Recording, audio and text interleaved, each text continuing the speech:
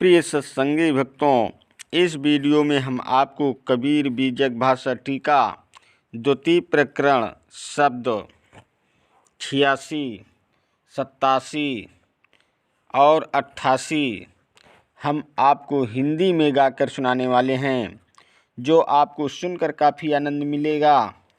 Video के last date तक ज़रूर बने रहिएगा ताकि आपको सारी जानकारी सही तरीके से मिल सके, और बेल वाली घंटी दबाना मत भूलें ताकि आपको सारी नोटिफिकेशन हमेशा मिलती रहे।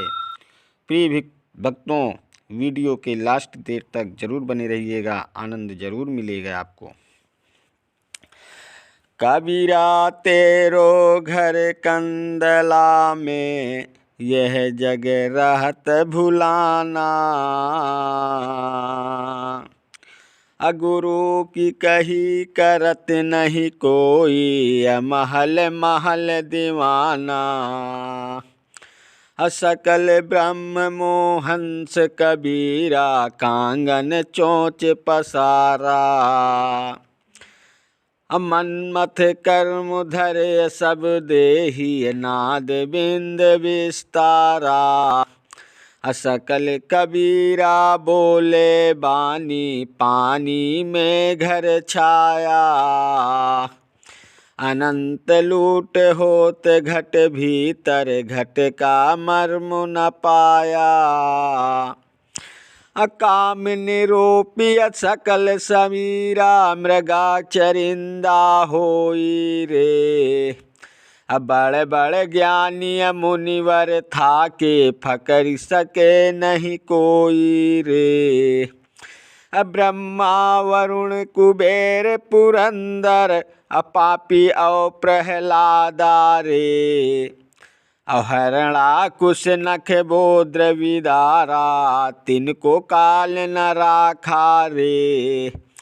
गोरख ऐसो दंत दिगंबर, नाम देव जगदेव दासा।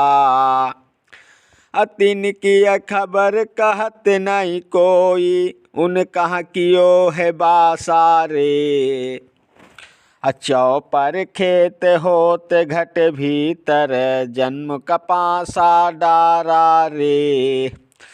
दम दम की कोई खबरी न जाने, कोई के न सके निर्वारा।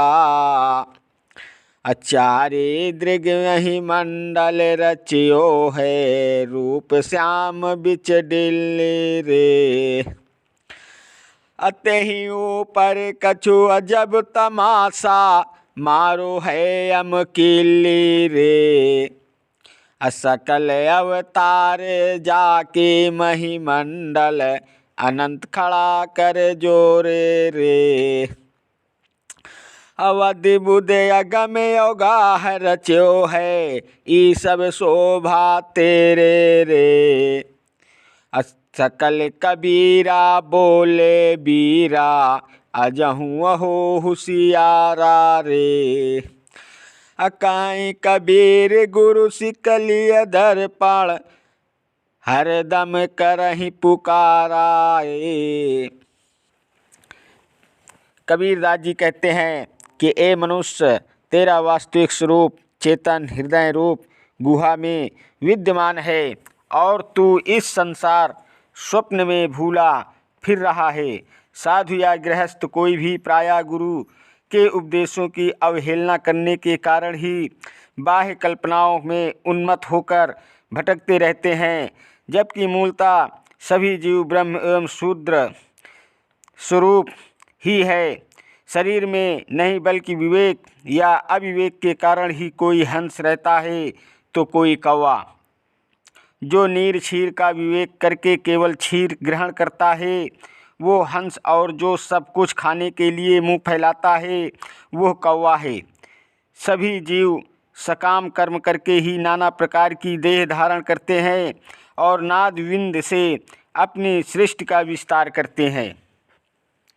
कबीरदास जी कहते हैं कि लोग बातें तो ज्ञान की करते हैं, परंतु पानी में क्षण घर छाते हैं, अर्थात ज्ञान की बातें करते हुए आचरण जगत में डूबने वाला रखते हैं, और इसीलिए हृदय के भीतर रखे हुए अनंत आत्मिक धन की लूट हो रही है और जीव अपने घट यानी भीतर का हाल भी नहीं जान पा रहा है।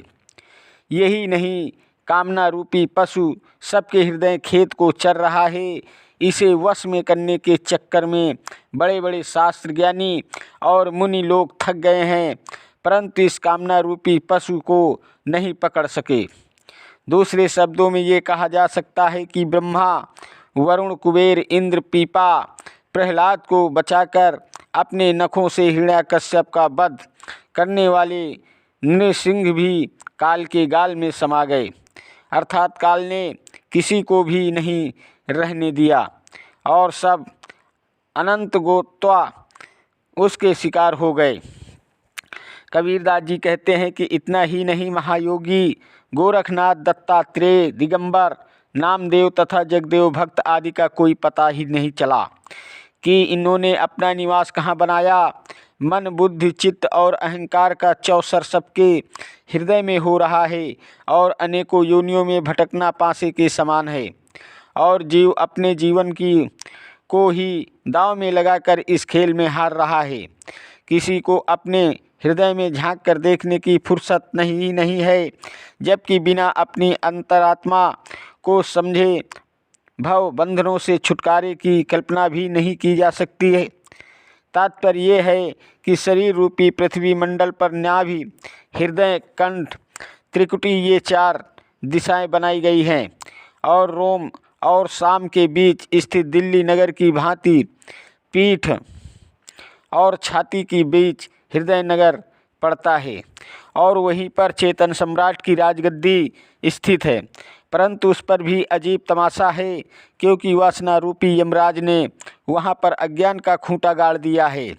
कबीरदास जी कहते हैं कि हे मानव, तेरी विभूति एवं शोभा अद्भुत है, क्योंकि पृथ्वी मंडल पर देह धारण रूपी सारे अवतार और अनंत प्रकृति तेरे सामने हाथ जोड़कर खड़ी है और तूने अद्भुत, अपार और अथाह ज्ञान विज्ञान का सागर रच डाला है।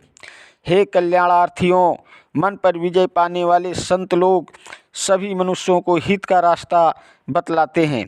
अगर उनके सदुपदेशों पर चलोगे तो तुम्हारा कल्याण हो जाएगा।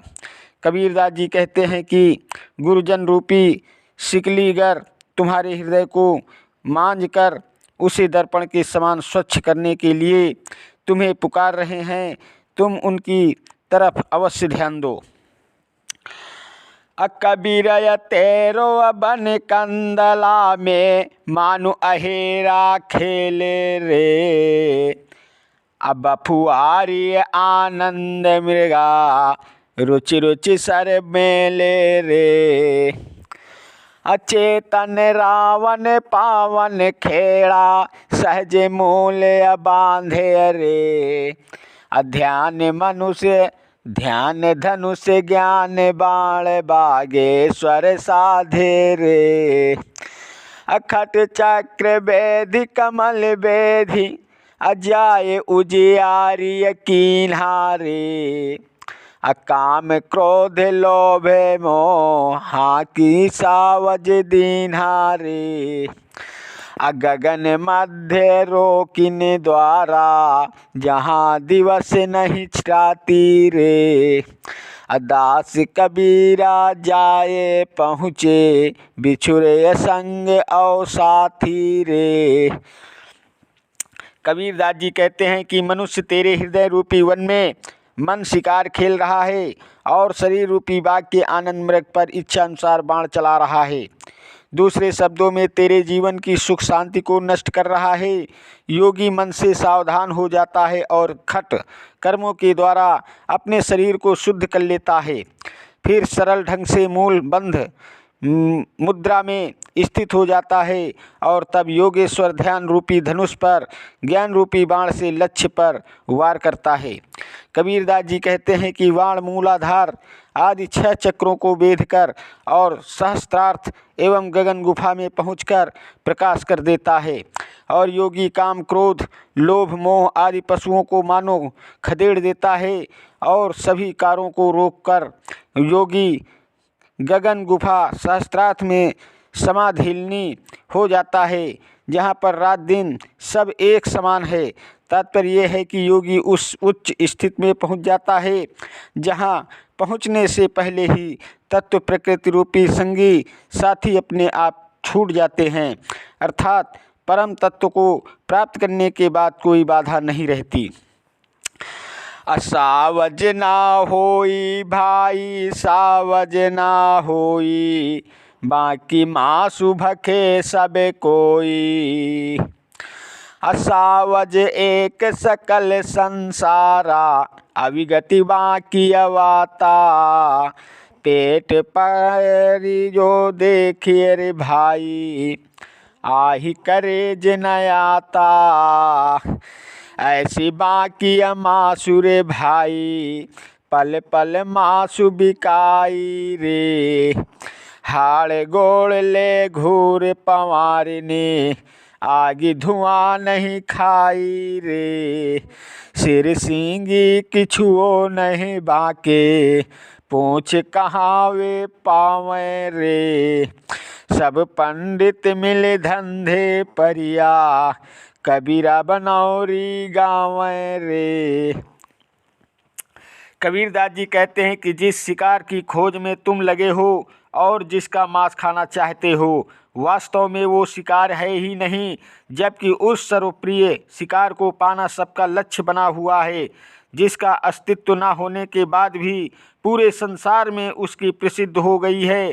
किसी को उसका पता ठिकाना मालूम नहीं है, और अगर मिल भी जाए एवं उसका पेट फाड़ कर देखा जाए तो उसमें अंतड़ी कलेजा कुछ भी नहीं है, फिर भी उसके मांस की मिठास जग प्रसिद्ध है और सभी धार्मिक दुकानों पर क्षण क्षण बिक रहा है। विवेकी लोग उस शिकार को हाड़ गोड़ सहित कचरे में फेंक देते हैं।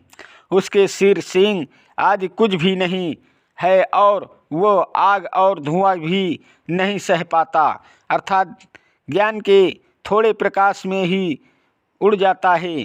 कबीरदास जी कहते हैं कि जब उसका कोई अस्तित्व ही नहीं है तो फिर पूँछ कहाँ से पा जाएगा, अर्थात पूँछ भी नहीं है।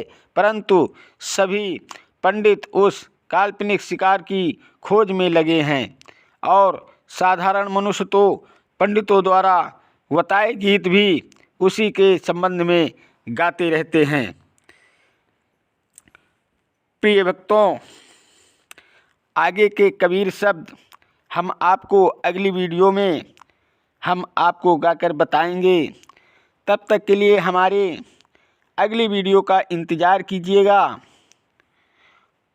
प्रिय भक्तों, अगर वीडियो आपको पसंद आया हो तो वीडियो लाइक शेयर और सब्सक्राइब कीजिएगा। चैनल पर नए हैं तो बेल वाली घंटी दबाना मत भूलिएगा, ताकि आपको इसी प्रकार की नोटिफिकेशन हमेशा आपको मिलती रहे।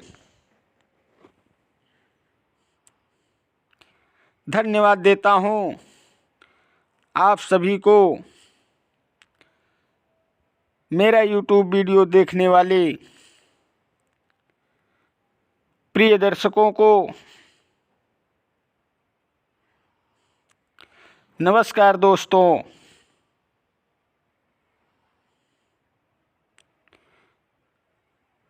जय हिंद, जय भारत,